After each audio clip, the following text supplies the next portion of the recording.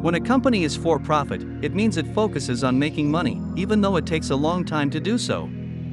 A non-profit organization, on the other hand, has a different set of objectives. They are primarily concerned with reaching out to those in need while also seeking to profit from the situation. That isn't to say that charities can't make money or that their workers don't get paid. This leaves us with the big question: how exactly do non-profits make money?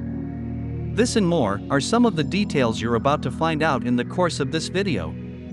So how do they really make money?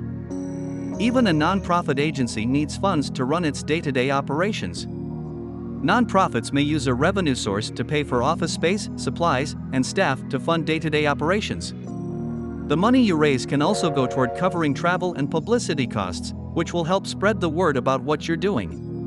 The way charities raise money has a big impact on whether or not any gains they make are taxable.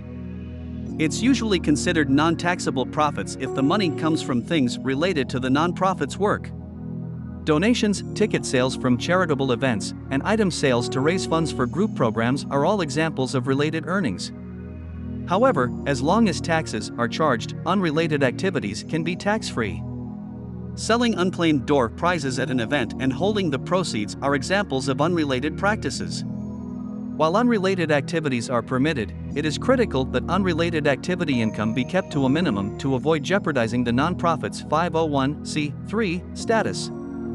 Individual donations are one of the most common methods of making money for nonprofits, accounting for 70% of all donations in 2017. Foundations, companies, and individual bequests are all significant sources of funding. This ensures that a significant amount of time will go into soliciting public support. The nonprofit strategy for obtaining financial support is, however, highly dependent on the nonprofit itself. But troops may also come up with their own revenue-generating ideas, such as publishing cookbooks, creating crafts for local fairs, and planning walkathons. Many nonprofits raise money by holding special events, like dinners, where important people in the community pay a lot of money to sit at the table. But what ethical standards are in place to keep things running smoothly? Let's face it, the nonprofit's programs need funding. It's critical, however, that you uphold strict ethical standards as you come up with ideas to bring in that revenue. A declaration of principles will assist you in establishing rules for what your company will and will not do to raise revenue. However, ethics extends beyond misappropriating funds. Money that has been tainted can also be a problem. If a source of income may benefit your company but goes against its core values, you may find that declining the money is the best option. You could face criticism from the public and volunteers, as well as coping with your own personal ethical dilemmas if your compensation with a nonprofit is excessive. Meanwhile, tax-exempt status is available to nonprofits that apply for 501(c)(3) status. Schools and churches, for example, are excluded from paying local, state, and federal taxes. Their tax-exempt status allows the company to retain more money in the bank for meetings, operations, facilities, and materials. On the other hand, understanding the financial statements of a nonprofit organization is essential for determining its overall health. Under a 501(c)(3) registration, these are public records, so you should be able to find a copy of the most recent statements on the organization's website or request one. These documents will be evaluated to gain insight into the organization's financial health and serve as the foundation for management's strategic and financial decisions. Simple accounting skills, like being able to measure financial ratios, are needed to do this evaluation correctly. So the question is, how to evaluate nonprofit organizations' financial statements? 1. Take a look at assets and liabilities. The properties are valuable products the company owns that could raise cash if the need arises. Real estate, cars, computers, and appliances are amongst them. Also, trademarks, patents, cash reserves, and savings all count as properties for a nonprofit. On the other hand, payroll, insurance, and leasing deals are examples of liabilities owing or payable by the nonprofit. After deducting liabilities from assets, calculate the value of the company as seen on the balance sheet. Multiplying this figure by the average monthly expenditures, you can calculate how long the company can potentially operate on its current resources. 2. Evaluate income and expenses. Fundraising, grants, and individual donations are just a few of the ways nonprofits make money. Examine past year's earnings to determine the total annual sales and equate it to the current year. This will indicate whether the company is on track to meet its growth goals or is in a recession. Total expenditures are subtracted from total revenue, and the result is divided by total income. This will give you the net operating ratio of revenue to expenditures, which indicates how effectively the company uses its funds to run its operations. The higher the income to expense ratio, the more cost-effective the company is. 3. Examine the effectiveness of fundraising. Nonprofit organizations also fundraise on their own through gala banquets, golf outings, and raffles.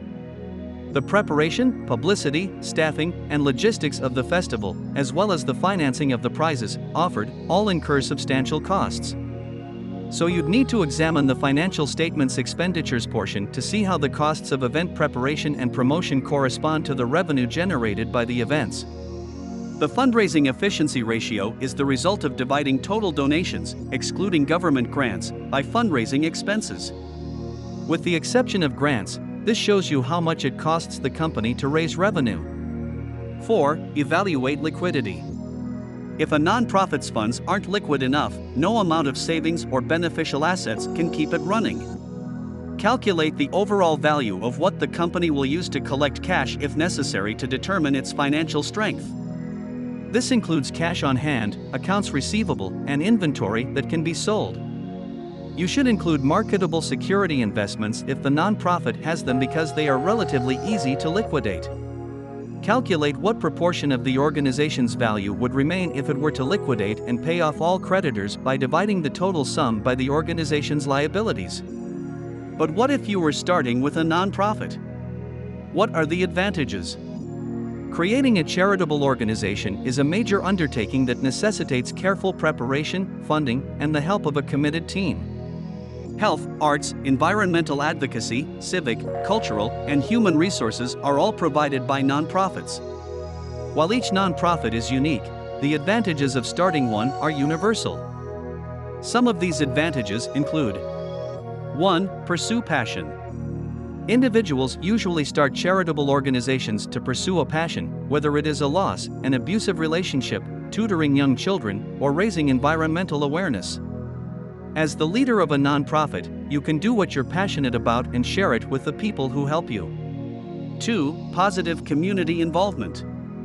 Nonprofit organizations are established to serve communities by offering resources and support. Each nonprofit contributes to the overall growth of its community. I mean, from art centers that teach children how to draw and create pottery creations to organizations that help entrepreneurs launch their businesses. 3. Access to grants. Starting a charity, like starting a for-profit corporation, necessitates funds to cover the costs of leasing or acquiring office space, purchasing equipment, recruiting employees, and programming. Aside from grants, nonprofits have access to a wide range of financial services. They may apply for a variety of grant programs that will help them finance their organizations.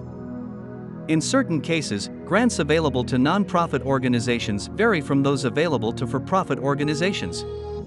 4. Limited liability. Despite the fact that they are not for profit, nonprofits are legal entities. Nonprofit corporations, unlike sole proprietorships, are limited liability entities. This is beneficial to owners because it keeps their personal assets separate from the nonprofit organization's assets. If a person sues the nonprofit, for example, limited liability prevents the owner from being sued as well. In conclusion, I hope this was able to satisfy your curiosity as it relates to how nonprofits make money. Definitely, it should. But if not, keep the questions rolling in. When it comes to starting nonprofits or nonprofit organizations, you need all the information you can get your hands on, beginning with how they make money.